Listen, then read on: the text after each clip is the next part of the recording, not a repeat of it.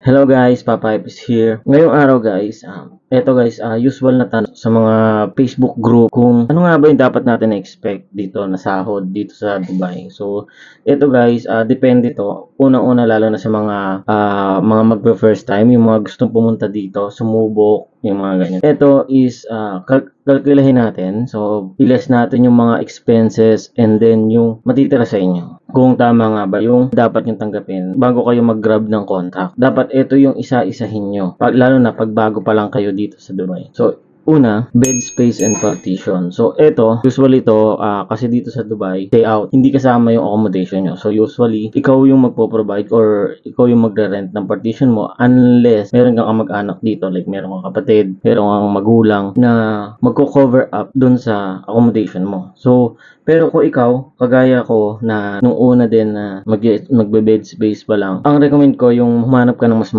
mura. So, magkano nga ba yung possible na bed space dito? Actually, binigyan ko na kayo nun sa nakaraang video ko. So, yung possible na bed space natin dito is 700 to 800. So, ano na lang natin yung 800 kasi meron pa kasing 1,000. So, ano nga ba yung 1,000? Yung 1,000 kasi is yung sa baba. Most likely sa baba yun. So, depende kasi. Dito kasi iba-iba ang presyo ng baba. Yung lower deck tsaka yung upper deck. Tapos meron pa dito yung mga capsule type. So depende yan guys. Kung ano yung mas magiging komportable ka at kung ano yung gusto mo na makuhang accommodation. So doon tayo magbe-base sa 800. Yun na siguro yung maganda na yun. Maganda na yun. It's either taas or baba ka. So 800 kasi ganun din ako nag-start dati. So 800. So, pasok na natin yung 800 para dun sa accommodation mo. Tapos, ang sunod natin is transportation. Transportation natin is around, sabihin na natin 200 yon. Kumbaga, kung malapit ka lang, kung malapit lang yung magiging trabaho mo. So, depende pa yun dun sa area, yung mapapasukan mo, yung mga tatanggapin mo na trabaho. Kasi syempre, hindi natin alam kung medyo malayo ba yan. So, depende pa rin yan. Yun yung dapat i-cover mo dun sa magiging sasahod na offer sa'yo. Kung tama ba yung magiging transportation allowance mo. Ilagay mo na 200. So, meron na tayong 1,000 AED. Tapos, sunod pa natin yung food allowance mo. Food allowance and grocery. So, for the whole month, dito kasi is every month yung sahod. So, dapat i-consider mo yon na for 1 month talaga yung budget mo. So, sabihin na natin na 300 AED. 300 AED. So, 300 AED natin. So, meron na tayong 1,300, di ba? 1,300 na yung ipapasok natin sa sahod. Tapos, sunod pa natin ito. Ito, guys, nakadepende na sa inyo to. Kung ikaw, isa kang OFW or isa kang dyan pa lang sa Pilipinas, nanginginom ka na nagsisigaret ka, kumaga, naninigarilyo ka, kasama mo yan sa budget mo eh. Siyempre, sasama natin sa budget natin yan.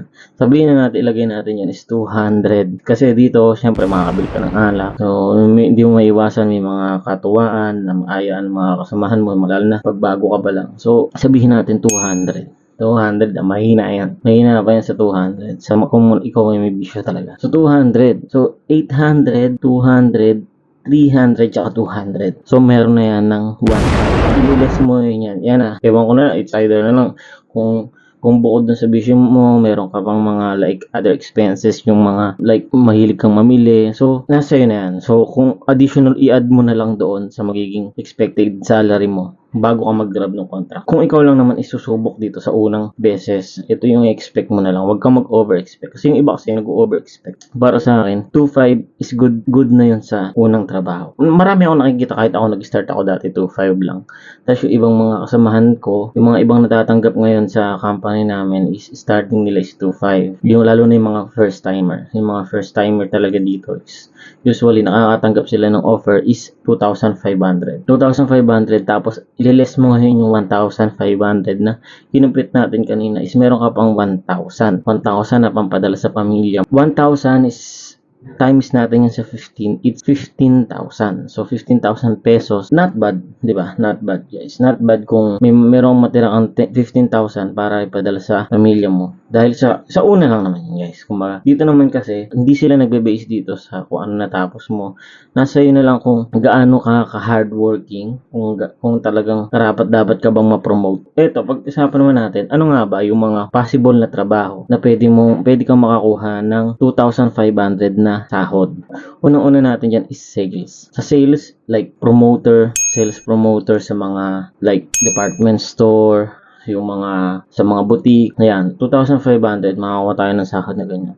Yung iba kasi nagbibigay dyan mas mababa pa, like 2,000. So, kung depende sa'yo kung i-grab mo yung opportunity na yun, like for example, pa-expired na yung visa mo. So, nasa sa'yo guys. Nasa sa'yo yung decision. Pero para sa akin, 2,500, pagka may offer sa'yo ng 2,500 is sa unang punta mo dito is para sa akin good na yun. Good na yung 2,500 na sahod sa una. Tapos mag-expect ka na lang sa susunod na mas mataas na sahod. So kasi doon naman kahit sinong matatagal dito, yun yung talagang maririnig mo sa kanila is 2,500 is good sa una. 2,500 is good talaga. Sunod natin is yung cleaner. May mga offer dito sa cleaner like 2,000 pero may free accommodation.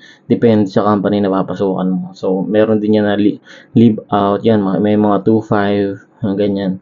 Makakuha tayo ng mga trabaho na may 2,500 na salary sa cleaner. Sunod natin is yung kasambahay. Usually ito sa pambabae lang. So kasambahay like yung naglilinis ka sa bahay pero live out ka. Meron ganyan na 2,500. Actually iba may mas malaki pa diyan. Nagbibigay diyan 3,500. So depende sa makukuha mong employer. Pero kasi i-cover up na nila yung ano mo eh. Lalo na yung mga nagbibigay ng visa, yung visa. I-cover up na nila yung visa mo. So 2,500 makakakuha tayo kasambahay like sa pambabae. So ayan. Ito office boy. So, office boy, office girl, pwede. So, yung mga, ano mga ba yung ginagawa ng mga office boy? So, sila yung mga usually na nauutusan sa opisina. Like, magtimpla ng chai, kape, yung mga naglilinis. So, yun yung mga trabaho ng isang office boy. So, makakuha tayo ng ganyan. Dati, ilan din yung tinatarget ko dati. Office boy. Sa una, okay lang yan, guys. Kaya kailangan, kung ikaw, bago ka mag-abroad, kailangan mahaba yung pasensya mo is matyaga ka. Tapos sunod natin yung office clerk. Halos same lang din. Yung office boy and girl. Tapos receptionist. So, ayan. Swerte ka pagka nakakuha tayo napasok ka ng receptionist. Napakalaking bagay na nun. Lalo na pag first time mo dito, receptionist is good. Receptionist yan, yung ka lang yung parang magwe-welcome ka lang ng mga pumapasok doon sa opisina. Ikaw yung front desk na mapagtatanungan, may mga applicant, may mga schedule for meeting, like mga ganyan. So, 2,500 may makakakuha ka ng offer na ganun. Kasi, lalo sa first time, makakakuha ka ng ganun. And then, sunod natin is waiter, server, yung ganyan. 2,500 makakakuha tayo ng offer na ganyan starting. Pero, unlock para sa akin, pagka ikaw nakakuha ka ng trabaho as waiter, napakalaking opportunity nun. Nasa sa'yo kung magi-stay ka as waiter. Kasi unang-una guys, kung napasok ka sa mga coffee shop, like mga coffee shop, malalaking restaurant, pwede kang kung maging kagud mo yung barista, nasa iyo guys, pwede mo siyang kaibiganin, magpaturo ka ng calibration, magpaturo ka ng paggawa, para after ng contract mo, pwede kang mag-apply as barista. Diba? So, o kaya cook, yung ganyan. So, opportunity, nasa iyo na yun guys. Nasa iyo yung kasagutan doon. Kung paano mo pagpalalawakin yung experience mo. Sunod natin is yung junior barista. So, yung possible, yun, kagaya na sabi ko kanina, kung ikaw mapasok ka as waiter, nasa iyo kung halimbawa, maging kagud mo yung barista. So, pwede ka magpaturo sa kanya, sir, pwede mo ba akong turuan sa pagkakalibrate, paglalasa ng kape? So, kung ikaw interesado ka talaga matuto, nasa iyo yan guys.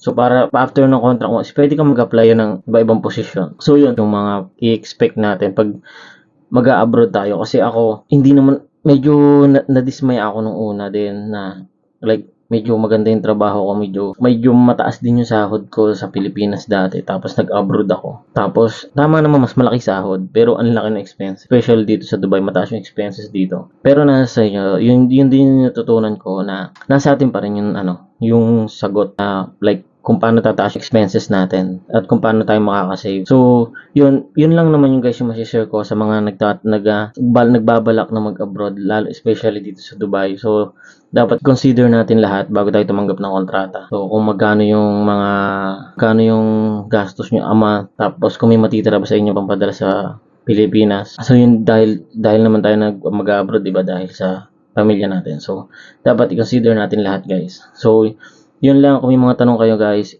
please leave a comment down below. And wag mo na din kalimutan mag-subscribe para sa mga susunod na video natin is maging updated ka. Yun lang guys. Ingat.